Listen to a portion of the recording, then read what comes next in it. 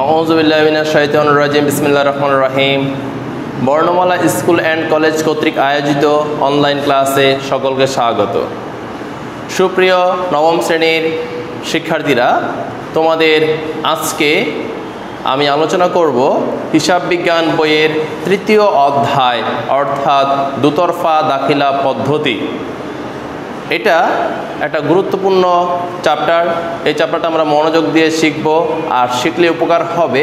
আমাদের জাবেদা চ্যাপ্টারটি প্রায় 70% কভার হয়ে যাবে আমাদের থার্ড চ্যাপ্টার দুতরফা দাখিলা পদ্ধতি মাধ্যমে। তাহলে আসো আমার মনোযোগ সহকারে ক্লাসটা বোঝার চেষ্টা করি। আর তোমাদের যেহেতু নবম শ্রেণী আমাদের পরীক্ষা 15 তারিখ থেকে, তোমাদের আমি একটু সাজেশনটা ক্লিয়ার করে দেই।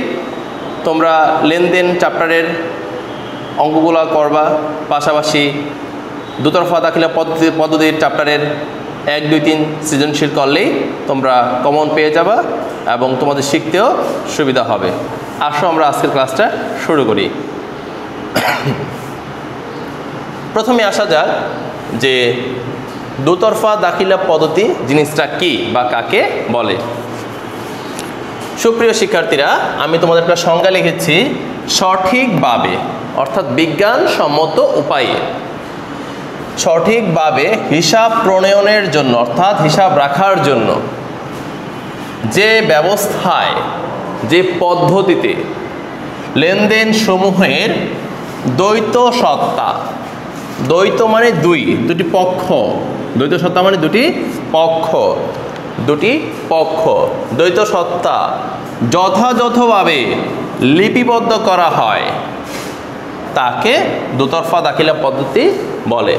অর্থাৎ সঠিকভাবে হিসাব প্রণয়নের জন্য যে ব্যবস্থায়, যে প্রক্রিয়ায় লেনদেন সমূহের দ্বৈত সত্তা, কথাটা খুব ইম্পর্টেন্ট, দ্বৈত সত্তা যথাযথভাবে লিপিবদ্ধ করা হয়, অর্থাৎ দ্বৈত সত্তা যথাযথভাবে লিপিবদ্ধ করা হয় তাকে দুতরফা দাখিলা পদ্ধতি বলে।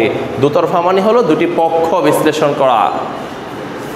যেমন একটি পক্ষ ডেবিট, অন্য পক্ষ ক্রেডিট। একটা উদাহরণে আসা যাক, তোমাদের আমি মেন বইয়ের একটা উদাহরণ দিচ্ছি। 25 পৃষ্ঠা দেখো, ওখানে লেখা আছে বেতন প্রদান।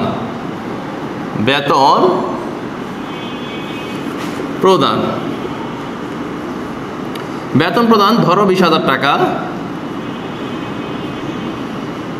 এই যে বেতনটা আমি প্রদান করছি, আমার এখানে দুটি পক্ষ আগে নির্ণয় করতে হবে বা দুটি পক্ষ চিহ্নিত করতে হবে। বেতন প্রদান, এখানে একটি পক্ষ হচ্ছে তোমার বেতন হিসাব, আরেকটা পক্ষ হচ্ছে তোমার, দ্বিতীয় পক্ষটা হচ্ছে নগদান হিসাব। কেমনে বুঝলাম আসলে একটু আলোচনা করি। বেতন প্রদান করা হয়েছে, আমি কি প্রদান করেছি? বেতন প্রদান করছি। কাকে? অফিসের কর্মচারীকে বেতন প্রদান করছি। তাহলে এই যে বেতনটা প্রদান করছি, এটা ব্যবসার জন্য একটা খরচ। এটা ব্যবসার জন্য কি বেতন প্রদান একটা খরচ, অর্থাৎ ব্যয় বৃদ্ধি পেয়েছে। ব্যয় বৃদ্ধি পেলে কি হয় তোমরা জানো? ব্যয় বৃদ্ধি পেলে ডেবিট হয়। তাহলে বেতন হিসাব ডেবিট। আর আমার ব্যবসা থেকে, দোকান থেকে বা অফিস থেকে নগদ টাকা কি হয়েছে? হ্রাস পেয়েছে। নগদ টাকা কি হয়েছে? হ্রাস পেয়েছে। নগদ টাকা একটা সম্পদ হ্রাস পেলে কি হয়? ক্রেডিট হয়। তাহলে নগদান হিসাব ক্রেডিট। কত টাকা? 20,000 টাকা। অর্থাৎ আমরা বুঝতে পারলাম যে একটা লেনদেন থেকে আমার দুটি পক্ষ বিশ্লেষণ করতে হবে। পক্ষ দুটি বিশ্লেষণ করার পরে আমাদের জাবেদার যে রুলস, অর্থাৎ সম্পদ বাড়লে কি হবে, সম্পদ কমলে কি হবে, খরচ বাড়লে কি হবে, খরচ কমলে কি হবে, সেই সূত্রটা অ্যাপ্লাই করে দেখা যাচ্ছে যে বেতন প্রদান করছি, বেতন হচ্ছে একটা খরচ, খরচ বৃদ্ধি পেলে কি হয়, ডেবিট হয়। আবার নগদ টাকা একটা সম্পদ, বেতন প্রদানের ফলে আমার ব্যবসার কি হ্রাস পেয়েছে, নগদ টাকা হ্রাস পেয়েছে, তো নগদ টাকা একটা সম্পদ, তাহলে নগদান সম্পদ হ্রাস পেলে কি হয়, ক্রেডিট হয়। অর্থাৎ হ্যাঁ, যেই পরিমাণ টাকা ডেবিট হয়েছে ঠিক সম পরিমাণ টাকা ক্রেডিট হয়েছে, এটাই হলো লেনদেনের দ্বৈত সত্তা। আর এটা যে প্রক্রিয়া লিপিবদ্ধ করা হয় সেটাই হলো দুতরফা দাখিলা পদ্ধতি। সুপ্রিয় শিক্ষার্থীরা, আশা করি সবাই বুঝতে পেরেছ। দুতরফা দাখিলা পদ্ধতি হচ্ছে দুটি পক্ষ বা সংশ্লিষ্ট হিসাবগুলো চিহ্নিত করে দুইটা পক্ষে ভাগ করে এক পক্ষ ডেবিট হবে এবং অপর পক্ষ ক্রেডিট হবে এবং উভয়ের টাকার পরিমাণ কি হবে, সমান হবে। অর্থাৎ যে পরিমাণ টাকা দ্বারা ডেবিট হবে ঠিক সেই পরিমাণ টাকা ক্রেডিট হবে।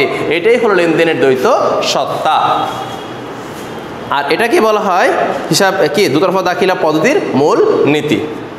সুপ্রিয় শিক্ষার্থীরা, আমরা কি দুতরফা দাখিলা পদ্ধতির বৈশিষ্ট্য বা মূলনীতি আলোচনা করব। এখন তোমার 1 নম্বর বৈশিষ্ট্য বা মূলনীতি হলো দ্বৈত সত্তা, যা আমরা দুতরফা দাখিলা পদ্ধতির সংজ্ঞাতে স্পষ্টভাবে বুঝতে পেরেছি। আমি আবারও বলতেছি, দ্বৈত সত্তা হচ্ছে দুটি পক্ষ বা হিসাব, এর একটি পক্ষ হিসাব সুবিধা গ্রহণ করবে, আরেক পক্ষ সুবিধা প্রদান করবে। দ্বৈত সত্তা হলো দুটি পক্ষ বা হিসাব। এখানে একটি পক্ষ যেই পরিমাণ টাকা দ্বারা ডেবিট হবে, অপর পক্ষ ওই পরিমাণ টাকা দ্বারা ক্রেডিট হবে। এটাই হলো লেনদেনের দ্বৈত সত্তা। আর প্রতিটি লেনদেনে কমপক্ষে দুটি পক্ষ জড়িত থাকতে হবে। তাহলে দ্বৈত সত্তা আমরা পূর্বে বুঝেছি, আমি আবারও ক্লিয়ার করলাম। এখন আসো দাতা ও গ্রহীতা। দাতা ও গ্রহীতা হলো তোমার, মনে করো যে প্রতিটি লেনদেনের সুবিধা প্রদানকারী, প্রতিটি লেনদেনের সুবিধা প্রদানকারী হচ্ছে দাতা, আর সুবিধা যে গ্রহণ করে সে হচ্ছে গ্রহীতা। প্রতিটি লেনদেনে যে সুবিধা গ্রহণ করে সে গ্রহীতা, আর যে প্রতিটি লেনদেনে যে সুবিধা প্রদান করে সে দাতা। এরপরে আসো ডেবিট ও ক্রেডিট করা।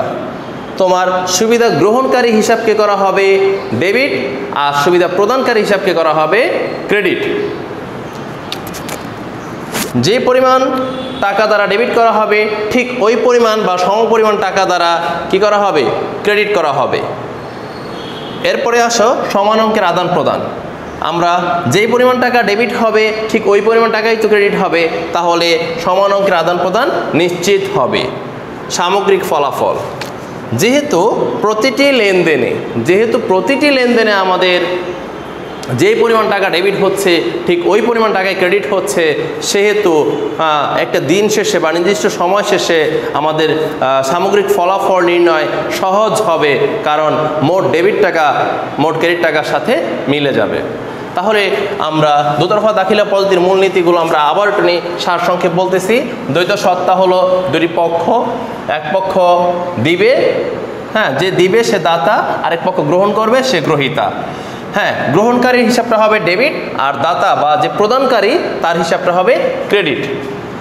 আর ডেবিট এবং ক্রেডিট সমান অঙ্কের টাকা হবে, আর যেহেতু সমান অঙ্কের টাকা হবে সেহেতু সামগ্রিক ফলাফল নির্ণয় করা সহজ হবে, অর্থাৎ মোট ডেবিট টাকা মোট ক্রেডিট টাকার সাথে মিলে যাবে। এরপরে আমাদের আসো ডেবিট ক্রেডিট নির্ণয়ের নিয়মাবলী বা সূত্র। তোমাদের বইয়ের ভাষায় না গিয়ে আমি তোমাদের সহজ করে তোমাদের যাতে বোধগম্য হয় আমি সেভাবে উপস্থাপন করার চেষ্টা করব। এখন আমরা আলোচনা করব ডেবিট ক্রেডিট নির্ণয়ের নিয়মাবলী। তোমরা বোর্ডে রানিং থাকো, আশা করি রানিং ক্লাস তোমরা বুঝতে পারবা। সুপ্রিয় শিক্ষার্থীরা, ডেবিট ও ক্রেডিট নির্ণয়ের নিয়মাবলী আমরা বইয়ের ভাষায় না গিয়ে আমরা একটু সহজ করে দেখব, যে তোমরা তোমাদের লেনদেন চ্যাপ্টারে অর্থাৎ দ্বিতীয় অধ্যায়ে আমি এই হিসাব সমীকরণটা তোমাদের বুঝিয়েছিলাম। তোমাদের মনে আছে কিনা একটু নিয়ে স্মরণ করে দেখো। আমাদের হিসাব সমীকরণটা ছিল এটা, A=L+E।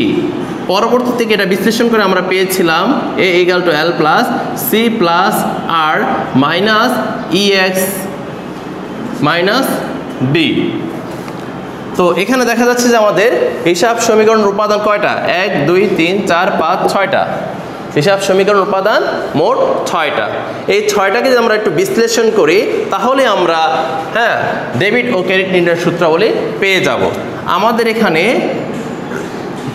এ ছিল কি? সম্পদ। এ ছিল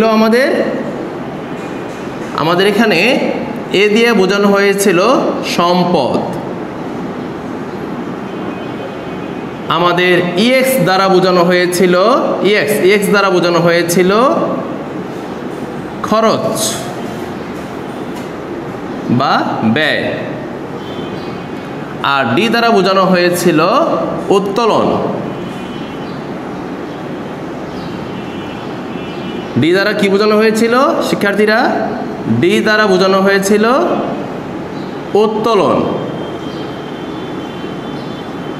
উত্তোলন।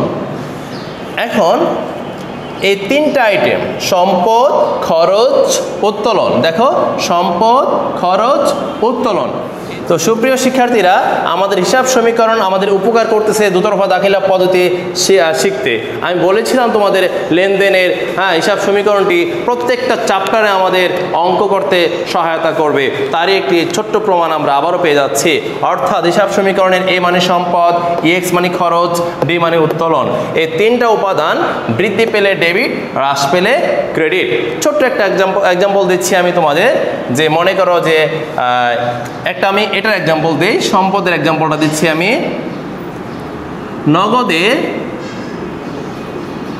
নগদে আসবাবপত্র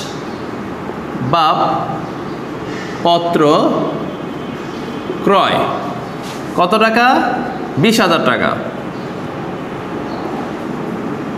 দেখো এখানে আমরা যদি এই লেনদেনটাকে বিশ্লেষণ করি দুতরফা দাখিলা পদ্ধতির মূলনীতি অনুসারে, আমরা প্রথমে দুইটা পক্ষ বা দ্বৈত সত্তা নির্ণয় করতে হবে। দুটি পক্ষ, এক নম্বর পক্ষ হচ্ছে এখানে খেয়াল করো, এক নম্বর পক্ষ আমি কি ক্রয় করছি? আসবাবপত্র ক্রয় করছি। আসবাবপত্র হিসাব। আবার আসবাবপত্র ক্রয় করে আমার ব্যবসা থেকে কি হ্রাস পেয়েছে বা কি চলে গিয়েছে? নগদ অর্থ হ্রাস পেয়েছে বা নগদ অর্থ চলে গিয়েছে। তাহলে দ্বিতীয় পক্ষটা কি? নগদান হিসাব। সুপ্রিয় শিক্ষার্থীরা, আমরা যদি খেয়াল করি উক্ত লেনদেনকে বিশ্লেষণ করি, প্রশ্ন করি আমরা কি ক্রয় করেছি? আসবাবপত্র ক্রয় করেছি। আসবাবপত্র ক্রয়ের ফলে আমাদের ব্যবসা থেকে কি হ্রাস পেয়েছে? নগদ টাকা হ্রাস পেয়েছে। অর্থাৎ আমরা কাঙ্ক্ষিত দুইটা পক্ষ পেয়ে গেছি। এখন আমরা জানি যে লেনদেন চ্যাপ্টারে শিখেছি যে আসবাবপত্র মানে সম্পদ, আর নগদ টাকাটাও কি একটা সম্পদ। আচ্ছা, আসবাবপত্রটা স্থায়ী সম্পদ, নগদ টাকা একটা চলতি সম্পদ। এখন আমরা জানি সম্পদ, দেখো এ মানে কি? সম্পদ।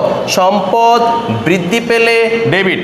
তাহলে আসবাবপত্র ক্রয়ের ফলে ব্যবসায় আসবাবপত্র বৃদ্ধি পেয়েছে না হ্রাস পেয়েছে? তোমরাই বলো, তোমরা সবাই বলবা যে আসবাবপত্র ক্রয়ের ফলে ব্যবসায়ে আসবাবপত্র নামের সম্পদ বৃদ্ধি পেয়েছে। আর আমরা এটাও বলবো সম্পদ, এই যে সম্পদ বৃদ্ধি পেলে ডেবিট, অর্থাৎ আসবাবপত্র হিসাব ডেবিট। সবাই বুঝতে পেরেছ? কত টাকা? 20,000 টাকা। ঠিক তৎক্ষণাৎভাবে যে আমরা আরেকটা জিনিস ভাবি, ব্যবসা থেকে কি হ্রাস পেয়েছে? নগদ টাকা হ্রাস পেয়েছে। নগদ টাকাও একটা সম্পদ। এই দেখো সম্পদ হ্রাস পেলে ক্রেডিট, অর্থাৎ নগদান হিসাব ক্রেডিট। কত টাকা? 20,000 টাকা। তাহলে তোমরা স্পষ্টভাবে বুঝতে পারছো যে সম্পদ বাড়লে ডেবিট, সম্পদ কমলে ক্রেডিট। তাহলে আমরা যে এরকম আরও এক্সাম্পল দেই, যেমন মনে করো নগদে ক্রয় 15,000 টাকা, নগদে পণ্য ক্রয়। আমরা আরেকটা এক্সাম্পল কি দিব? নগদে পণ্য ক্রয়, নগদে পণ্য ক্রয় 15,000 টাকা দিলাম। কত দিলাম? 15,000 টাকা। কি দিলাম আমরা? আরেকটা এক্সাম্পল, নগদে পণ্য ক্রয় 15,000 টাকা। এখন আমরা যদি এই লেনদেনটাকে বিশ্লেষণ করি দুতরফা দাখিলা পদ্ধতির মূলনীতি অনুসারে আমাদের প্রথমে দ্বৈত সত্তার প্রয়োগ, তারপরে গ্রহীতা দাতা, তারপর দুটি পক্ষ, একটা পক্ষ ডেবিট আর একটা পক্ষ ক্রেডিট এবং সমপরিমাণ টাকা, এই সবগুলো যে আমরা এই লেনদেনের মধ্যে এই লেনদেনটার মধ্যে প্রয়োগ করি, দেখা যাবে প্রথম কাজ দুটি পক্ষ বিশ্লেষণ করা। যেমন নগদে ক্রয়, আমি কি ক্রয় করেছি? পণ্য ক্রয় করেছি, তাহলে একটা হবে ক্রয় হিসাব। কি হিসাব?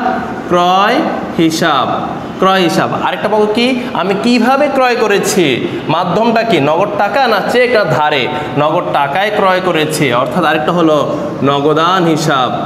নগদান হিসাব। তাহলে ক্রয় হচ্ছে একটা ব্যয় বা খরচ, ক্রয় হচ্ছে একটা ব্যয় বা খরচ। তাহলে খরচ বা ব্যয় বৃদ্ধি পেলে ডেবিট, ক্রয়ের ফলে খরচ বৃদ্ধি পায়। হ্যাঁ, তাহলে ব্যয় বৃদ্ধি পেলে ডেবিট। তাহলে আমরা ক্রয় হিসাব কি লিখবো শিক্ষার্থীরা? ক্রয় হিসাব লিখবো ডেবিট। কত টাকা? 15,000 টাকা। ঠিক তখনই আমি লিখব নগদ টাকা একটা সম্পদ। হ্যাঁ, আমি ক্রয় করেছি, আমি একটা কলম ক্রয় করেছি, এর বিনিময়ে আমি তাকে টাকা প্রদান করেছি। টাকা প্রদান করলে টাকা হ্রাস পায়। নগদ টাকা একটা সম্পদ, সম্পদ হ্রাস পেলে ক্রেডিট হয়। তাহলে নগদান হিসাব ক্রেডিট। ক্রেডিট। তাহলে আশা করি সকল শিক্ষার্থীরা আমাদের হিসাব সমীকরণের তিনটি গুরুত্বপূর্ণ উপাদান, এ মানে সম্পদ, ইএক্স মানে খরচ, বি মানে উত্তোলন, অর্থাৎ এই তিনটা উপাদান বৃদ্ধি পেলে ডেবিট, হ্রাস পেলে ক্রেডিট, সবাই বুঝতে পেরেছ। আসো আমরা হিসাব সমীকরণের আরও তিনটা উপাদান রয়ে গিয়েছে, সেটা কি? আর দা কি বোঝায়? আমাদের আর দা বোঝানো হয় আয়। এল দেখে আর শেষ, আমাদের আর মানে আয়, রেভিনিউ।